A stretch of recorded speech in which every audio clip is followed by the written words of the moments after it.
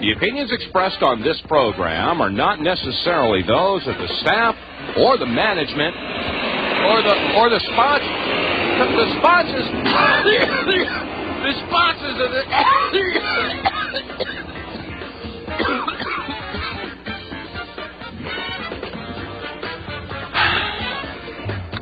Welcome, ladies and gentlemen, to the Monday edition of the Power Hour. Just a little tongue-in-cheek stuff going on there. Anybody living near an airport can relate to that. And so we're going to be talking about a little bit today. This is Dave Von Cloyce. And Joyce Riley. And the subject is going to be the purpose of chemtrail aerosol. A.C. Griffith was associated with the National Security Agency. He carried a top-secret clearance, a cryptographic clearance, and in more recent times he was associated with the Central Intelligence Agency operations. He was married to a lady lawyer, judge, and his father-in-law was a Chief Justice of the Supreme Court of Virginia. He is with us today, and we want to say thank you very much, A.C. Griffith, for joining us to talk about the purpose of chemtrail aerosol. Thank you, sir, for joining us on the Power Hour today. Thank you, Joyce. It's indeed a pleasure to be with you today.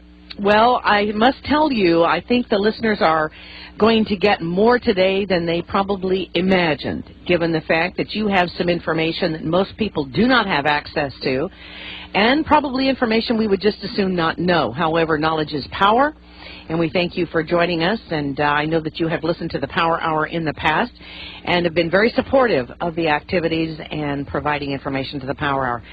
Let's talk just as much as you want to talk about what your past experience was all about, sir. I spent a couple days making talking points to make a guide map of how to present this to you. It is such a big topic.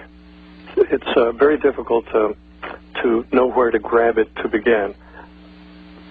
Several years ago, I got a telephone call from Mike Blair at the Spotlight newspaper in Washington, now called the American Free Press. He asked me to help work with him on the story of the white trails coming out of the airplanes. And time has gone by. I guess that was 8 or 9 years ago. We actually got inside the program. We're the only people in the world that actually got inside of that program. When you say you got inside that program, the aerosol program, the chemtrail program, you're talking about information on the inside of this program. I'm talking about actually getting inside the program at Wright-Patterson Air Force Base where it's being managed. Wow. And we actually got into some of the people that were dissatisfied from within the program, and they divulged a lot of the acronyms and the purpose of the program and so on. And that's the only way that anybody could ever have broken the secrecy of this program. Okay. We know that people have died over this program. People have been hit to keep them quiet. And we know that other things have happened to keep people in this program. One of the key people that designed the aerosol, the barium salt aerosol, was set up by people in the Reagan administration, and he's now sitting in federal penitentiary. They still go to him to ask him questions, but yet he is in the prison. That is a little unnerving, isn't it? Yes, it is, absolutely. That the man that designed the barium salt aerosol is sitting in a prison. Well, it would sort of make sense. Now, before we go any further, let's just define what you believe to be the aerosol crime issue. I mean, just what is this aerosol that we're discussing? I mean, it comes out of aircraft, we believe, or we know, and that is the basis of a program that is set up to not do good to this country, but probably do harm. Now, I remember we had a couple of people on the program recently. You contacted me after that, and you said, Joyce, some of the information was accurate, some of it was inaccurate. But what we do know is there's something in the skies that should not be there. The white trail's not coming out of the engines. It's coming out of aerosol units on the aircraft. In the very beginning, the early days, the aircraft were flying relatively low, 10,000 feet or below, and they were developing the program. They were mostly contract aircraft, mostly CIA aircraft. Now the program has been expanded, and commercial airliners have been outfitted with aerosol units that are controlled through computer systems and satellites to dispense a barium salt mixture. It's a mixture of barium salt, not coming out of the engine. It's coming out of aerosols.